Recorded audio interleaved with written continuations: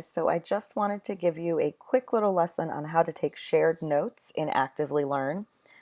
If you are working in a small group reading a book together, you are not required to answer the questions in the text, but if there are comments you have, if there are questions you have, if there are certain parts of the text you want to make note of, I'm also joining your ActivelyLearn classes in student mode because I'm rereading these books with you.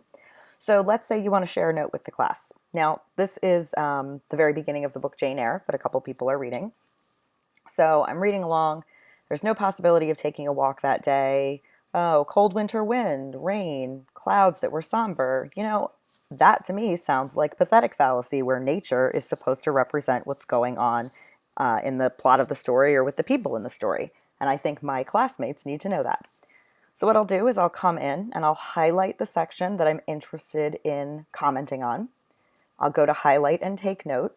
And what will pop up in the margin is all of these different categories for the notes that you're going to be taking. Notice you have two down here where you can change them. They're custom, however you want to make it structured for you.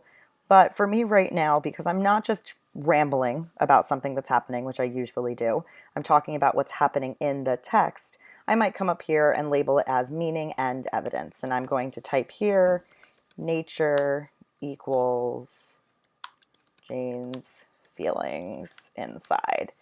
And then I'm going to select share with the class and hit save. That was interesting. I've never seen that before.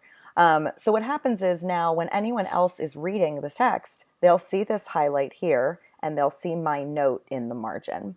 So I'm going to start probably popping in and adding those notes as we read together.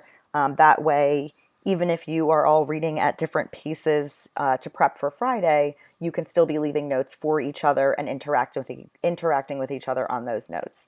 Notice here, if I click on the note, I can leave a reply to it. So I would imagine that this is me, but now I'm a new student saying, OMG, Miss Beck, you're a brilliant human. Aw, thanks. And that's how you take notes. It's pretty straightforward, pretty simple.